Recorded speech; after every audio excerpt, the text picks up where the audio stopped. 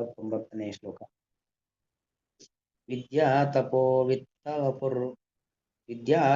ವಿತ್ತವಪುರ್ವಯಕ್ಕುಲೈಃ ಸತಾಂ ಗಣೀಷಡ್ಭಿರಸತ್ತಮಾಮದೈಃ ಸ್ಮೃತೌ ಹತಾಯಾಂ ಅಭಿಮಾನ ದುರ್ದೃಶಃ ತಪ್ತಾನ ಪಶ್ಯಂತಿ ಹಿ ಧಾಮ ಭೂಯಸಾಂ. ವಿದ್ಯಾ ತಪೋ ವಿತ್ತ ವಪುರ್ವಯಕ್ಕುಲೈಃ ಏಕಮೇವ ಪದಂ ಸಮಸ್ತಪದಂ. ಸತಾಂ ಗುಣೈಃ ಷಡ್ಭಿಃ ಅಸತ್ತಮಾ ಮದೈಃ ಸ್ಮೃತೌ ಹತಾಯಾಂ ಅಭಿಮಾನಿ ದುರ್ದೃಶಃ ತಪ್ತಾಃ ನ ಪಶ್ಯಂತಿ ಹಿ ಧಾಮ ಭೂಯಸಾಂ.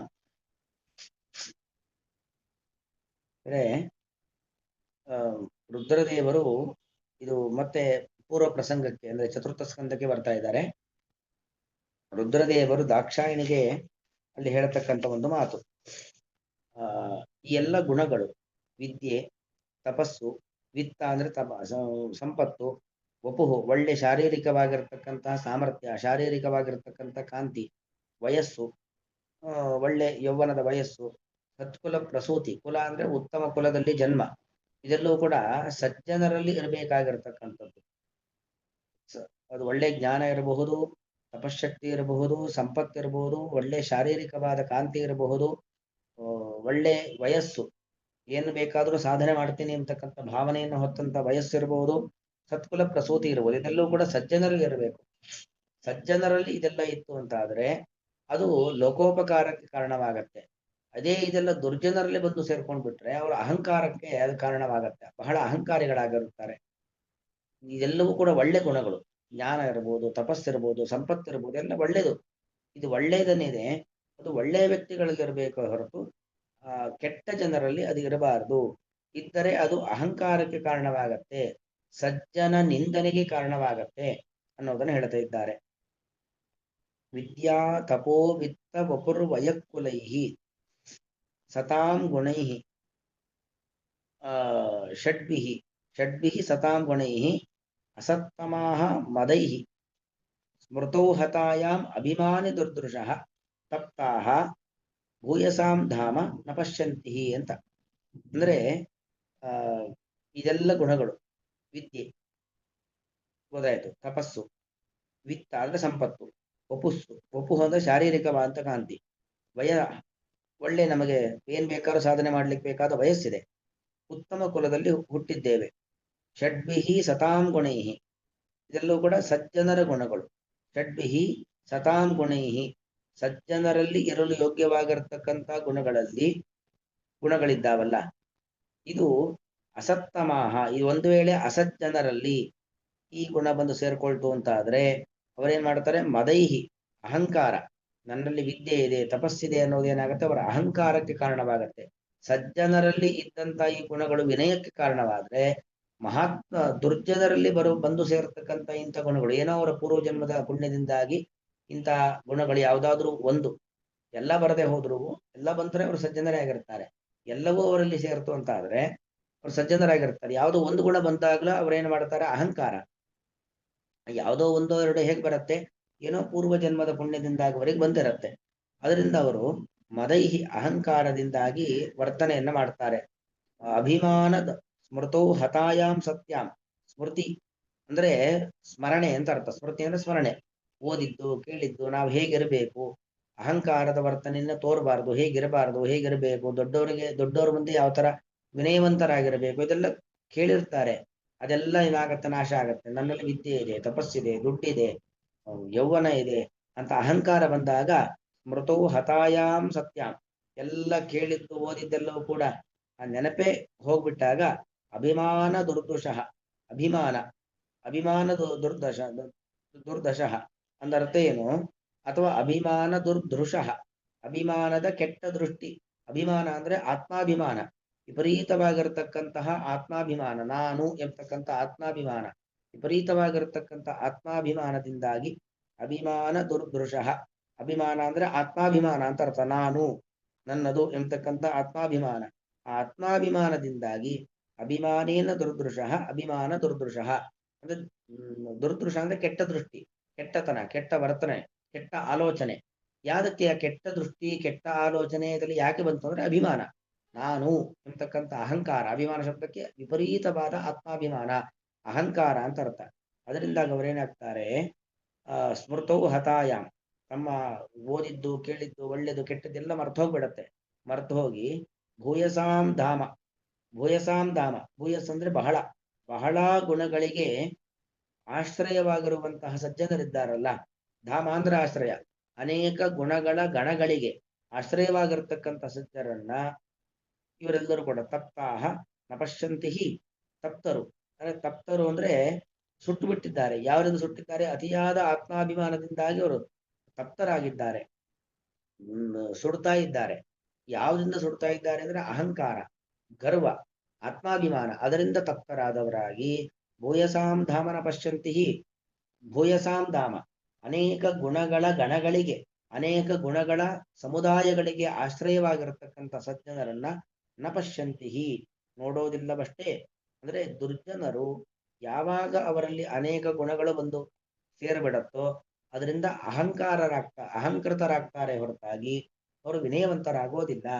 ಪ್ರಕೃತ ಇಲ್ಲಿ ದಕ್ಷ ಪ್ರಜಾಪತಿಗಳೇನು ದುರ್ಜನ ಅಲ್ಲ, ಕೆಟ್ಟ ವ್ಯಕ್ತಿಯಲ್ಲ, ಅಹಂಕಾರ ಇಲ್ಲ. ಅಂದ್ರೆ ಒಬ್ಬ ವ್ಯಕ್ತಿಯಲ್ಲಿ ವಿನಯವಂತನಲ್ಲಿ ಇದೆಲ್ಲ ಬಂದ್ರೆ ಒಳ್ಳೇದು ಹೇಗೋ, ಕೆಟ್ಟವನಲ್ಲಿ ಬಂದ್ರೆ ಇದು ಅತ್ಯಂತ ಹಾನಿಕಾರಕವಾದದ್ದು ಅನ್ನೋದನ್ನು ಸಮಾಜಕ್ಕೆ ತೋರಿಸ್ಬೇಕು. ಅದಕ್ಕೋಸ್ಕರವಾಗಿ ವಸ್ತುತಃ ದಕ್ಷ ಪ್ರಜಾಪತಿಯು ಕೂಡ ಉತ್ತಮನಾದ ವ್ಯಕ್ತಿಯೇ. ಅವನಲ್ಲಿ ಅಹಂಕಾರವನ್ನ ಭರಿಸುವ ಮೂಲಕವಾಗಿ ಹೇಗೆ ನಾವು ಅಹಂಕಾರ ಬಂತು ಅಂತಾದ್ರೆ ನಮ್ಮಿಂದ ಏನೇನು ಅನರ್ಥಗಳಾಗತ್ತೆ ಅನ್ನೋ ಸಂದೇಶವನ್ನ ಜಗತ್ತಿಗೆ ಕೊಡಬೇಕು. ಅದಕ್ಕೋಸ್ಕರವಾಗಿ ಈ ರೀತಿಯಾಗಿರತಕ್ಕಂತಹ ಒಂದು ಪ್ರಕರಣವನ್ನ ಅಲ್ಲಿ ಭಗವಂತ ನಿರ್ಮಾಣ ಮಾಡಿದ್ದಾನೆ. ಅದರಲ್ಲಿ ಭಗವಂತನ ಭಕ್ತರಾಗಿರ್ತಕ್ಕಂಥ ರುದ್ರಾದಿ ದೇವತೆಗಳೆಲ್ಲರೂ ಕೂಡ ಅದೇ ರೀತಿಯಲ್ಲಿ ನಟನೆಯನ್ನ ಮಾಡಿಕೊಂಡು ಹೋಗ್ತಾ ಇದ್ದಾರೆ. ಅಂದ್ರೆ ಇಲ್ಲಿ ಏನಾಗತ್ತೆ, ಆ ದಕ್ಷನ ಆ ಒಂದು ಪ್ರಕರಣದಿಂದಾಗಿ ಕೊನೆಗೆ ಯಾಗ ನಡೆಯುತ್ತೆ. ರುದ್ರದೇವರಿಗೆ ಅವಮಾನ ಮಾಡ್ಲಿಕ್ಕೋಸ್ಕರವಾಗಿ ಯಾಗ, ರುದ್ರನಿಗೆ ಅವಮಾನ ಮಾಡೋದನ್ನ ಕಂಡು ಸಹಿಸ್ಲಿಕ್ಕಾಗದೇನೆ ದಾಕ್ಷಾಯಿಣಿ ಅದೇ ಯಾಗದಲ್ಲಿ ಹೋಗಿ ಪ್ರಾಣ ಬಿಟ್ಟುಬಿಡ್ತಾಳೆ. ಅದೇ ಅಗ್ನಿಯ ಕುಂಡದಲ್ಲಿ ಏನು ದೇವತೆಗಳಿಗೆ ಆಹುತಿ ಕೊಡ್ಲಿಕ್ಕೋಸ್ಕರವಾಗಿ ನಿರ್ಮಾಣವಾದ ಅಗ್ನಿಕುಂಡ ಇದೆ, ಆ ಅಗ್ನಿಕುಂಡದಲ್ಲಿ ಪ್ರಾಣವನ್ನ ಬಿಟ್ಟುಬಿಡ್ತಾಳೆ ದಾಕ್ಷಾಯಿಣಿ, ಪ್ರಾಣ ಬಿಡ್ತಾಳೆ. ಅದನ್ನ ಕಂಡು ರುದ್ರದೇವರಿಗೆ ಸಿಟ್ಟು ಬರುತ್ತೆ. ರುದ್ರ ಗಣ ಎಲ್ಲ ಬಂದು ಇಡೀ ಯಾಗ ಶಾಲೆಯನ್ನೇ ಹಾಳು ಮಾಡ್ತಾರೆ. ರುದ್ರದೇವರ ಒಂದು ದಕ್ಷನ ತಲೆಯನ್ನ ತೆಗಿತಾರೆ. ಅಂದ್ರೆ ಅಲ್ಲಿ ನೋಡಿ, ದಕ್ಷ ತನ್ನ ತಲೆ ಕಳ್ಕೊಂಡ, ಮಗಳನ್ನ ಕಳ್ಕೊಂಡ, ಒಂದು ಒಳ್ಳೆ ಯಾಗವನ್ನ ಹಾಳು ಮಾಡಿಕೊಂಡ. ಕೇವಲ ಮಹಾತ್ಮರಿಗೆ ಮಾಡಿರ್ತಕ್ಕಂಥ ನಿಂದನೆಯಿಂದಾಗಿ ಅನೇಕ ಅನರ್ಥಗಳನ್ನ ಮಾಡಿಕೊಂಡ, ತನ್ನ ತನವನ್ನೇ ಕಳೆದುಕೊಳ್ಳುವಂತ ಒಂದು ಸ್ಥಿತಿಗೆ ಬಂದುಬಿಟ್ಟ. ಅದರಾಗಿ ಎಂದೆಂದಿಗೂ ಕೂಡ ಮಹಾತ್ಮರ ನಿಂದನೆಯನ್ನ ಮಾಡಬಾರದು ಅನ್ನೋದು ಆ ಒಂದು ಪ್ರಕರಣದಿಂದ ಜಗತ್ತಿಗೆ ಸಂದೇಶವನ್ನು ಕೊಡಬೇಕು. ಅದಕ್ಕೋಸ್ಕರವಾಗಿ ನಿರ್ಮಾಣವಾಗಿರ್ತಕ್ಕಂಥ ಒಂದು ಪ್ರಕರಣ ಆ ದಕ್ಷಾಧ್ವರ ಪ್ರಸಂಗ ಎಂಬತಕ್ಕಂಥ ಒಂದು ಪ್ರಕರಣ. ವ್ಯಾಖ್ಯಾನ: ನಾನು ದಕ್ಷ ತಾವತ್ತು ಪ್ರಜಾಪತಿ ಪ್ರವರಃ ಬಹುಗುಣಯುಕ್ತ ಇತಿ ಮುನೀನಾಂ ಸಮ್ಮತಂ. ದಕ್ಷ ಅಂತ ಹೇಳಿದ್ರೆ ಸಾಮಾನ್ಯ ವ್ಯಕ್ತಿ ಅಲ್ಲ. ದಕ್ಷ ತಾವತ್ತು ಪ್ರಜಾಪತಿ ಪ್ರವರಃ, ಬ್ರಹ್ಮದೇವರ ಮಕ್ಕಳು ಪ್ರಜಾಪತಿಗಳು. ಆ ಪ್ರಜಾಪತಿಗಳೆಲ್ಲ ಅನೇಕ ಪ್ರಜಾಪತಿಗಳು, ಒಬ್ಬ ಅಲ್ಲ ಅನೇಕ ಪ್ರಜಾಪತಿಗಳಲ್ಲಿ ಪ್ರವರ ಶ್ರೇಷ್ಠನಾದವನು ದಕ್ಷ. ಬಹುಗುಣಯುಕ್ತ, ಅನೇಕ ಗುಣಗಳಿಂದ ಕೂಡಿಕೊಂಡವನು. ಇತಿ ಮುನೀನಾಂ ಸಮ್ಮತಂ, ಈ ತರ ಮುನಿಗಳು ಅಂದ್ರೆ ಜ್ಞಾನಿಗಳಿಗೂ ಇದು ಒಪ್ಪಿತವಾದ ವಿಚಾರ, ಸುಮ್ಮನೆ ಕಪೋಲ ಕಲ್ಪಿತವಾಗಿ ಹೇಳುವಂಥದ್ದಲ್ಲ. ಜ್ಞಾನಿಗಳು ದಕ್ಷ ಅಂತ ಹೇಳಿದ್ರೆ ಮಹಾತ್ಮ ಅಂತ ಒಪ್ಪಿದ್ದಾರೆ. ಮಹಾದೇವ ದೇವಪ್ರವರ ಇತಿ ಚ, ಅಷ್ಟು ಮಾತ್ರ ಅಲ್ಲ, ಇನ್ನು ದಕ್ಷ ಯಾರನ್ನ ನಿಂದನೆ ಮಾಡಿದ್ದು? ರುದ್ರದೇವರನ್ನ. ರುದ್ರದೇವರು ಅಂತ ದೇವಪ್ರವರರು, ದೇವತೆಗಳಲ್ಲೇ ಶ್ರೇಷ್ಠರು. ದಕ್ಷ ಪ್ರಜಾಪತಿ ಪ್ರವರ ಅಂತ ಆದ್ರೆ ರುದ್ರದೇವರು ದೇವಪ್ರವರರು. ಒಂದು ಕಡೆ ದೇವಪ್ರವರ, ಮತ್ತೊಂದು ಕಡೆ ಪ್ರಜಾಪತಿ ಪ್ರವರ. ಪ್ರವರ ಅಂದ್ರೆ ಶ್ರೇಷ್ಠ ಅಂತ ಅರ್ಥ. ತದನಯೋಹೋ ಏವಂ ವಿಧೇ ಕಲಹೆ ನಿಮಿತ್ತಂ ಸಂಭಾವಯಿತುಮಪಿ ನ ಶಕ್ಯಂ ಅಸ್ಮಾಭಿಹಿ ಅಲ್ಪಮತಿಭಿಹಿ. ಅಂದ್ರೆ ಈಗ ಒಂದು ಕಡೆ ದೇವಪ್ರವರ, ಮತ್ತೊಂದು ಕಡೆ ದಕ್ಷ ಪ್ರಜಾಪತಿ ಪ್ರವರ. ಇವರಿಬ್ಬರಿಗೆ ಯುದ್ಧ ಆಗತ್ತೆ, ಇವರಿಬ್ಬರಿಗೆ ಕಲಹ ಆಗತ್ತೆ ಅನ್ನೋದನ್ನ ನಾವು ಚಿಂತನೆ ಮಾಡ್ಲಿಕ್ಕೂ ಆಲೋಚನೆ ಮಾಡ್ಲಿಕ್ಕೂ ಕೂಡ ಸಾಧ್ಯವಿಲ್ಲ. ತದನಯೋಹೋ ಏವಂ ವಿಧೇ ಕಲಹೆ, ಇವರಿಬ್ಬರಿಗೆ ಏನೋ ಜಗಳ ಆಗತ್ತೆ, ಆ ಜಗಳಕ್ಕೇನೋ ಒಂದು ಕಾರಣ, ನಿಮಿತ್ತ, ಆ ಕಾರಣವನ್ನ ಸಂಭಾವಯಿತುಮಪಿ, ಅವರಿಬ್ಬರಿಗೆ ಜಗಳ ಆಗತ್ತೆ, ಜಗಳಕ್ಕೇನೋ ಕಾರಣ ಇದೆ ಅಂತ ಊಹೆ ಮಾಡ್ಲಿಕ್ಕೂ ಕೂಡ ನಶಕ್ಯಂ ಅಸ್ಮಾಭಿ ಅಲ್ಪಮತಿಭಿಹಿ, ನಮ್ಮಂತ ಅಲ್ಪಮತಿಗಳು ಅವರಿಬ್ಬರಿಗೆ ಜಗಳ ಆಗತ್ತೆ ಅಂತ ಆಲೋಚನೆ ಕೂಡ ನಮಗೆ ಬರೋದಿಲ್ಲ. ಇತ್ಯತಃ ಸತ್ಯಂ. ಹೌದು, ದೇವಪರವರೆಗೂ ಪ್ರಜಾಪತಿಪರವರೆಗೂ ಯುದ್ಧ ಆಗತ್ತೆ ಅಂತ ಕಲ್ಪನೆ ಕೂಡ ಮಾಡ್ಲಿಕ್ಕೆ ಸಾಧ್ಯವಿಲ್ಲ ಅನ್ನೋದು ಸತ್ಯವೇ. ದಕ್ಷ ಗುಣವಾನಿತಿ ಭವಃ ಮಹೀಯಾನಿತ್ಯಪಿ. ದಕ್ಷ ಅತ್ಯಂತ ಗುಣವಂತ. ಇನ್ನು ಆ ಭಗ ಭವ ಭವ ಅಂದ್ರೆ ರುದ್ರದೇವರು. ರುದ್ರದೇವರು ಮಹೀಯಾನ್, ಅತ್ಯಂತ ಶ್ರೇಷ್ಠನಾಗಿರತಕ್ಕಂಥ ವ್ಯಕ್ತಿ. ಎಲ್ಲವೂ ಕೂಡ ಸತ್ಯವಾದದ್ದೇ. ತಥಾಪಿ ಯೇ ಶಾಸ್ತ್ರೇಷು ಉದಿತಾಹ, ಯಾವುದು ಶಾಸ್ತ್ರದಲ್ಲಿ ಹೇಳಲ್ಪಟ್ಟಂತಹ ಸತಾಂ ಗುಣಾಹ, ಸಜ್ಜನರ ಗುಣ, ವಿದ್ಯಾ ತಪಸ್ಸು ವಿತ್ತ ವಪುಃ ವಯಃ ಕುಲಃ, ವಿದ್ಯಾದಯ ಷಟ್, ವಿದ್ಯಾ ಮೊದಲಾಗಿರತಕ್ಕಂಥ 6 ಗುಣಗಳು, ಅಂತಹ ಗುಣಗಳು ಯದಿ ಪುಣ್ಯವಶಾತ್ ಅಸತ್ತಮೇಶು ಪ್ರಾಪ್ತಾಹ ತದಾ ತಯೇವ ಅಂತ ಬಡಿಸ್ಕೊಳ್ಬೇಕು. ತೇಯೇವ ಮದಕಾರಿಣಃ ಭವಂತಿ ಪಯಪ್ಪಾನವಿವ ಸರ್ಪಾಣಾಂ. ಈ 6 ಗುಣಗಳು ಒಂದು ವೇಳೆ ದುರ್ಜನರಲ್ಲಿ ಬಂದುಬಿಟ್ರೆ, ಅಸತ್ತಮೇಶು ಪ್ರಾಪ್ತಾಹ ಪುಣ್ಯವಶಾತ್, ಅವರ ಯಾವುದೋ ಪೂರ್ವ ಜನ್ಮದ ಪುಣ್ಯವಶಾತ್ ಒಂದು ವೇಳೆ ಅವರಿಗೇನಾದರೂ ಬಂದರೆ ತದಾ ತೇಯೇವ, ಇದೇ ವಿದ್ಯಾ ತಪಸ್ಸು ವಿತ್ತಾವಪಹೋ ವೈಹಕುಲ ಅಂತಕ್ಕಂಥ ಗುಣಗಳೇ ಮದಕಾರಿಣಃ ಭವಂತಿ, ಅತ್ಯಂತ ಅಹಂಕಾರವನ್ನು ಉಂಟು ಮಾಡತ್ತೆ. ಹಾಲು ಕುಡಿದ್ರೆ ಶಕ್ತಿ ಬರುತ್ತೆ ಅಂತ ಅರ್ಥ, ಹಾಲು ಕುಡಿದ್ರೆ ಬುದ್ಧಿ ಚುರುಕಾಗತ್ತೆ ಅಂತ. ಆದ್ರೆ ಒಂದು ಸರ್ಪಕ್ಕೆ ಹಾಲು ಹಾಕಿದ್ರೆ ವಿಷವಾಗಿ ಪರಿಣಾಮವಾಗತ್ತೆ. ಪಯಪ್ಪಾನವಿವ ಸರ್ಪಾಣಾಂ, ಹಾವಿಗೆ ಹಾಕಿದಂತ ಸರ್ಪದಂತೆ, ಅದು ಹಾವಿಗೆ ಹಾಕಿದ ಹಾಲಿನಂತೆ. ಸರ್ಪಕ್ಕೆ ಹಾಲು ಹಾಕಿದ್ರೆ ಅದು ವಿಷವಾಗತ್ತೆ. ಅದೇ ರೀತಿಯಲ್ಲಿ ಅಸಜ್ಜನರಲ್ಲಿ ವಿದ್ಯಾದಿಗಳು ಬಂದು ಸೇರಿಕೊಂಡ್ರೆ ಅದು ಅಹಂಕಾರಕ್ಕೆ ಕಾರಣವಾಗತ್ತೆ. ತೈಹಿ ವಿದ್ಯಾಮದೈಹಿ ಶಾಸ್ತ್ರಜನ್ಯ ಸ್ಮೃತಿ ಸ್ವೋತ್ತಮಾಹ ಪೂಜ್ಯಾಹ ಇತಿ ಸ ಪ್ರತಿಬದ್ಧ ಭವತಿ. ವಸ್ತುತಃ ಶಾಸ್ತ್ರವನ್ನು ಓದಿ ತಿಳ್ಕೊಂಡಿರ್ತಾರೆ. ಸ್ವೋತ್ತಮಾಹ ಪೂಜ್ಯಾಹ, ನಮಗಿಂತ ಉತ್ತಮರು ಅಂತ ಯಾರಿದ್ದಾರೋ ಅವರನ್ನ ನಾವು ಪೂಜ್ಯ ಭಾವನೆಯಿಂದ ಕಾಣಬೇಕು ಅಂತ ಶಾಸ್ತ್ರ ಹೇಳತ್ತೆ. ಅದು ಗೊತ್ತಿರುತ್ತೆ. ಆದರೆ ಪ್ರತಿಬದ್ಧ ಭವತಿ, ಯಾವಾಗ ಅಹಂಕಾರ ಬರುತ್ತೋ, ಅಹಂಕಾರ ಬಂದಾಗ ಓದಿದ್ದು ಕೇಳಿದ್ದೆಲ್ಲವೂ ಕೂಡ ಅದು ನಮಗೆ ಹೊಡೆಯೋದೇ ಇಲ್ಲ, ಪ್ರತಿಬಂಧಕವಾಗಿಬಿಡತ್ತೆ. ತದಾನೀಂ ಅಹಮೇವ ಪ್ರವರಃ ಇತ್ಯಭಿಮಾನ ಅವಸರಂ ಲಭತೆ. ಅವಾಗೇನಾಗತ್ತೆ, ಮತ್ತೊಬ್ಬರಿಗೆ ಗೌರವ ಕೊಡಬೇಕು ಅನ್ನೋ ಭಾವನೆ ಬರೋದಿಲ್ವ, ನಾನೇ ದೊಡ್ಡವನು ಎಂಬತಕ್ಕಂಥ ಅಹಂಕಾರ, ಅಹಮೇವ ಪ್ರವರಃ ಇತಿ ಅಭಿಮಾನ ಅವಸರಂ ಲಭತೆ, ಅವಕಾಶವನ್ನು ಪಡೆದುಕೊಂಡು ಬಿಡತ್ತೆ. ತೇನ ಚ ಮಹತ್ ಪೂಜಾದು ವಿಮುಖ ಭವಂತಿ, ಯಾವಾಗ ಮಹಾತ್ಮರನ್ನ ಗೌರವಿಸಬೇಕು ಅನ್ನೋದು ಮರೆಯತ್ತೆ, ಜೊತೆಗೆ ನಾನೇ ದೊಡ್ಡವನು ಎಂಬತಕ್ಕಂಥ ದುರಭಿಮಾನ ಬರುತ್ತೆ. ಆಗೇನ್ ಮಾಡ್ತಾರೆ, ಮಹತ್ ಪೂಜಾದು ವಿಮುಖ ಭವಂತಿ, ಮಹಾತ್ಮರನ್ನ ಗೌರವಿಸುವುದು, ಪೂಜೆ ಮಾಡೋದು, ಸತ್ಕಾರ ಮಾಡೋದು ಅದು ಯಾವುದೂ ಮಾಡದೇನೆ ವಿಮುಖರಾಗ್ತಾರೆ, ಆ ಕಡೆಯಿಂದ ದೂರ ಬಂದ್ಬಿಡ್ತಾರೆ.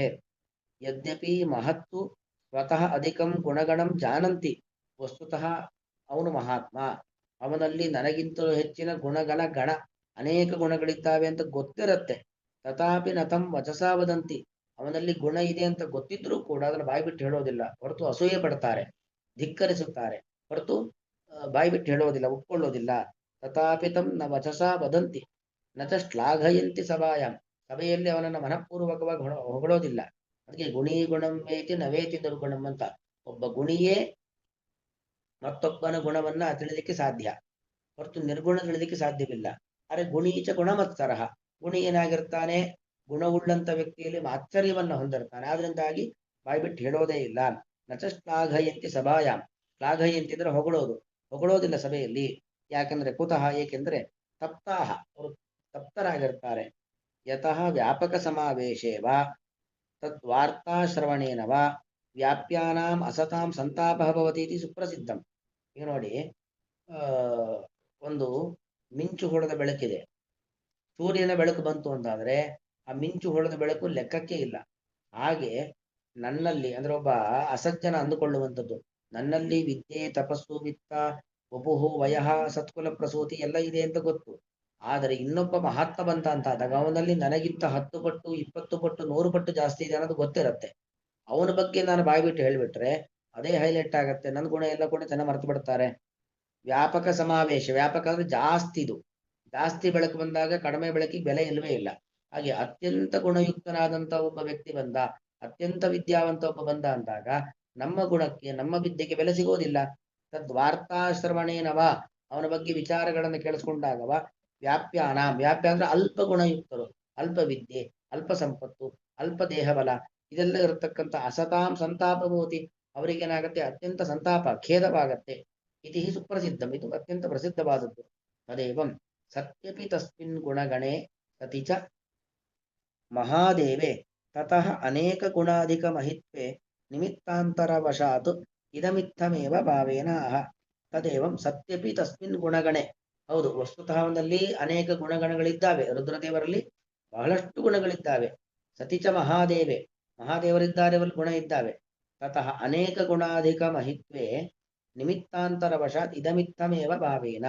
ಅನೇಕ ಗುಣಗಳಿದ್ರೂ ಕೂಡ ಅಹಂಕಾರ ಬರುವಂಥದ್ದು ಸಹಜ. ಹಾಗಾಗಿ ದಕ್ಷ ಪ್ರಜಾಪತಿಗೆ ರುದ್ರದೇವರ ಬಗ್ಗೆ ಅಸೂಯಾದಿಗಳು ಬಂತು. ತಮ್ಮ ಬಗ್ಗೆ ತಮಗೆ ಅಹಂಕಾರ ಎಂಬುದು ಬಂತು. ವಸ್ತುತಃ ಅವರಿಗೆ ಬಂದದ್ದಲ್ಲ, ಅದೊಂದು ಪ್ರಕರಣ. ಯಾವ ರೀತಿಯಲ್ಲಿ ಇರ್ತಾರೆ ಅನ್ನೋದನ್ನ ಜಗತ್ತಿಗೆ ತೋರಿಸಿಕೊಡ್ತಕ್ಕಂಥದ್ದು. ವಿದ್ಯಾ ತಪೋ ವಿತ್ತವ ಪೂರ್ವಯಕುಲೈ ಸತಾಂ ಗುಣೈ ಷಡ್ಭಿರಸತ್ತಮಾಮದೈ ಮೃತೋ ಹತಾಯಾಮ್ ಅಭಿಮಾನ ದುರ್ದೃಶಃ ತಪ್ತಾ ನ ಪಶ್ಯಂತಿ ಇಧಾಮ ಭೂಯಸಾಂ. ವಿದ್ಯಾ ತಪೋ ವಿತ್ತ ವಯಃ ವಪುಃ ವಯಃ ಕುಲೈಃ ಸತಾಂ ಗುಣೈಃ ಷಡ್ಭಿಃ ಸತಾಂ ಗುಣೈಃ ಅಸತ್ತಮಾಹ ಅಂದ್ರೆ ಅಸಜ್ಜನರು, ಮದೈಃ ಸ್ಮೃತೌ ಹತಾಯಾಮ್ ತಮ್ಮ ಎಲ್ಲ ಸ್ಮರಣೆ ಮರೆತು ಹೋಗ್ತಾ ಇದ್ದಾಗಿ, ಅಭಿಮಾನ ದುರ್ದೃಶಃ ಅಭಿಮಾನದಿಂದ ಅಭಿಮಾನದ ದೃಷ್ಟಿ ಉಳ್ಳವರಾಗಿ, ಭೂಯಸಾಂ ಧಾಮ ಅತ್ಯಂತ ಗುಣಗಳಿಗೆ ಆಶ್ರಯವಾಗಿರತಕ್ಕಂಥ ಮಹಾತ್ಮರನ್ನು ನ ಪಶ್ಯಂತಿ ನೋಡುವುದಿಲ್ಲವಷ್ಟೇ. ಶ್ರೀಕೃಷ್ಣಾರ್ಪಣಂ.